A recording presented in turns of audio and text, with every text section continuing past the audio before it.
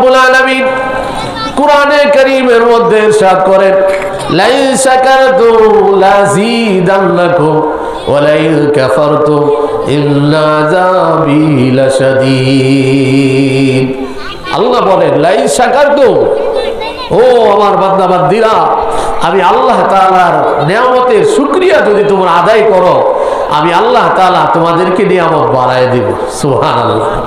আল্লাহ তাআলা দেখেন আমাদেরকে কত সুন্দর করে বানাইছে, কত সুন্দর আল্লাহ তাআলা আমাদেরকে বানাইছে। মানুষ না বানায় যদি অন্য কোনো প্রাণী বানাইতো আমাদের কি অবস্থা হইতো? একটা গরু যদি বানাইতো, মনে করেন গরু, আমাদের এলাকার মধ্যে গরু ছাগল আছে না নাই? আছে না নাই? একটা গরু বানাইলে কি গণ গরুর উপর বিভিন্ন রকমের আক্রমণ হয় কি হয় না? গরুর দিয়ে সেরা হাল চাষ করে, কত কষ্ট। অনেক মালিক এরকম আছে গরুর প্রতি দয়া করে না, মালিকের উল্টা পাল্টা চলতে থাকলে তাকে আঘাত করে। আল্লাহ গরু বানায় নাই, ছাগলও বানায় নাই, কুকুরও বানায় নাই, নিকৃষ্ট কোনো প্রাণী বানায় নাই।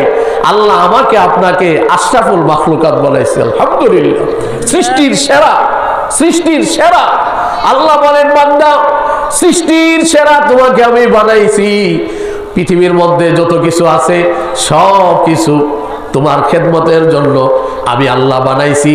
আমি আল্লাহ তোমাদেরকে বানাইছি আমি আল্লাহর ইবাদত করার জন্য। ঠিক না ভাই? এই জন্য ভাই আল্লাহ যে আমাকে একটা হায়াত দান করছে, মানুষ বানাইছে, কত সুন্দর আকৃতি চেহারা দিয়া বানাইছে। লাকাদ খালাকনাল ইনসানা ফি আহসানি তাকওয়িম। আল্লাহ তাআলা মানুষকে সুন্দর অবয়ব দিয়ে, সুন্দর আকৃতি দিয়ে সৃষ্টি করেছে। সুবহানাল্লাহ। কত লক্ষ কোটি মানুষ দেখেন, একজনের চেহারার সাথে আরেকজনের কি নাই? মিল নাই। এই সুন্দর চেহারা কে দিছে? আল্লাহ দিছে, আল্লাহ দিছে। এই শরীরের মধ্যে শক্তি কে দিছে? আল্লাহ দিছে। হুয়াল্লাযী ইউসাউবিরুকুম ফিল আরহামি কাইফা ইয়াশা। ভাই মুহতারাম হাজিরিন, আল্লাহ তাআলা আমি আমার মায়ের পেটের ভিতরে ছিলাম, আল্লাহ তাআলা আমি আব্দুর রহমান আব্দুল করিমের চেহারাটা এইভাবে বানাইতে আল্লাহ তাআলা ইচ্ছা করছে। আল্লাহ তাআলা যেভাবে ইচ্ছা করছে সেইভাবেই আমার চেহারাটা আল্লাহ তাআলা তৈরি করছে। সুবহানাল্লাহ। আল্লাহ চাইছে বান্দা তোর আমি সুন্দর বানাবো চামড়া। আল্লাহ চাইছে বান্দা আমি তোরে দুনিয়াতে তোর চেহারা তোর চামড়াটারে কালো বানাবো। বানাইছে কে? বানাইছেন। হুয়াল্লাযী ইউসাউবিরুকুম ফিল আরহামি কাইফা ইয়াশা। আমি যখন মায়ের পেটের ভিতরে ছিলাম, গর্ভাশয়ে ছিলাম, আল্লাহ তাআলা আমাকে সুন্দর একটা আকৃতি দিয়ে এই সুন্দর করে দুনিয়াতে পাঠাইছে কে? বানাইছেন। হুয়াল্লাযী আখরাজাকুম মিন বুতুনি উম্মাহাতিকুম লা তা'লামুনা শাইআ। আল্লাহ তাআলা নির্ধারিত একটা সময় পর্যন্ত মায়ের পেটে আমাদেরকে রেখে আল্লাহ যখন মায়ের পেট থেকে আমাদেরকে বের করেছে, বলেন দেখি আমরা ওই সময় কোনো কিছু বলতে পারতাম? বুঝতে পারতাম না।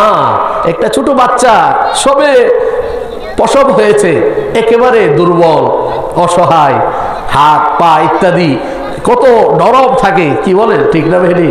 আল্লাহ তাআলা এত শক্তি আমাকে সুন্দর করে বানাইছে, সেই মালিকের শুকরিয়া আদায় করা দরকার আছে না নাই? আছে না নাই? আল্লাহর শুকরিয়া যারা আদায় করবে আল্লাহ তাদেরকে দামি বানাই দিবে, দামি বানাই দিবে। শেখ সাদি রহমতুল্লাহি আলাইহি কিতাবের মধ্যে আসছে, শেখ সাদি রহমতুল্লাহি আলাইহি একদিন উনি রাস্তা দিয়ে হাঁটতেছে, রাস্তা দিয়ে হেঁটে হেঁটে যাইতেছে, নামাজের সময় হয়ে গিয়েছে। নামাজের যখন সময় হয়েছে আল্লাহর ঘর মসজিদে প্রবেশ করেছে। দীর্ঘ সময় পর্যন্ত আল্লাহর বান্দা, আল্লাহর ওলি দীর্ঘ সময় পর্যন্ত নামাজ আদায় করেছে। আল্লাহ তাআলার রেজামুদ্দি হাসিলের জন্য ইবাদত বন্দেগী করে ইবাদত যখন শেষ হলো, মসজিদ থেকে বের হয়ে রাস্তা দিয়ে হেঁটে হেঁটে যাবে, তার পায়ে জুতা নাই। কি নাই?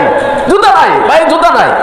শীতের মৌসুম, উনি মনে মনে বলতেছে, আয় আল্লাহ তোমার ইবাদত করলাম, তোমারে ডাকলাম, তোমার কাছে রোজারে কান্নাকাটি দোয়া মুনাজাত শেষ করে মসজিদ থেকে আমি বের হলাম, আল্লাহ এই শীতের মধ্যে আমার তো তুমি জুতা নিয়ে দিলা না, আমার তো জুতা নাই, আমার পায়ে জুতা নাই, আমার তো কষ্ট হবে রাস্তা দিয়ে হেঁটে হেঁটে যাইতে, মনটা খারাপ।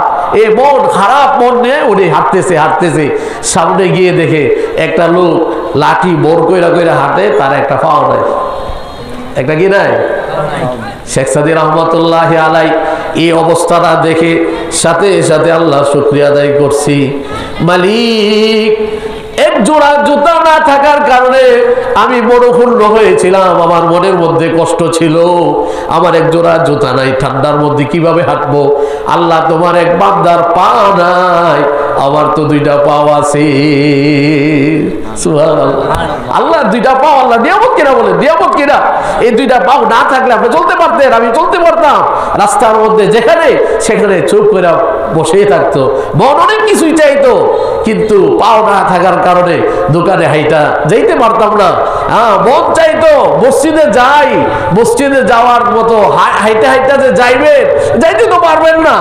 এইরকম মাহফিলে মনটা চাইলেও পাও না থাকলে হাইটা যাইতে সম্ভব ছিল না। এই জন্য শুকরিয়া আদায় করা দরকার, আছে না নাই? আছে না নাই?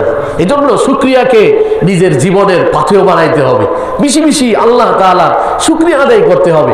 আলহামদুলিল্লাহ, শুকর দুই প্রকার, শুকরে জবানি লিসানি আর শুকরে জিসমানি। শুকর বিল জাওয়ারে, জবান দিয়া আল্লাহ আমাকে সুস্থ রাখছে, আলহামদুলিল্লাহ। আল্লাহ তাআলা আমাকে ছেলে সন্তান দান করছে, আলহামদুলিল্লাহ। আল্লাহ তাআলা আমাকে মেয়ে দিছে, আলহামদুলিল্লাহ।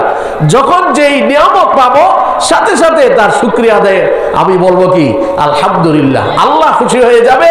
আল্লাহ কোরআনের মধ্যে বলেন লাযিদান্নাকুম, বান্দা আমি আল্লাহ তোমার নিয়ামত আরো বাড়ায় দিব। সুবহানাল্লাহ, সুবহানাল্লাহ। এইরকম ভাবে জবান দ্বারা যেরকম শুকরিয়া আদায় করা যায়, আল্লাহ যে অঙ্গ প্রত্যঙ্গ আমাকে দিছে, শরীরের মধ্যে শক্তি দিছে, এই শক্তি দিয়া অঙ্গ প্রত্যঙ্গের মাধ্যমে আল্লাহর ঘর মসজিদে গিয়ে ইবাদত বন্দেগী করতে হবে। তাইলে একটা শুকর হলো শুকরে লিসানি, জবানের শুকরিয়া, আরেকটা শুকরিয়া হলো অঙ্গ প্রত্যঙ্গ দিয়া আল্লাহর ইবাদত বন্দেগী করা। উলামায়ে কেরাম বলেন এই দুই কাজ যদি আমি আপনি করতে পারি, তাহলে আল্লাহ তাআলা আমাকে শুকর গুজার বান্দাদের অন্তর্ভুক্ত করে নেবে। সুবহানাল্লাহ, সুবহানাল্লাহ।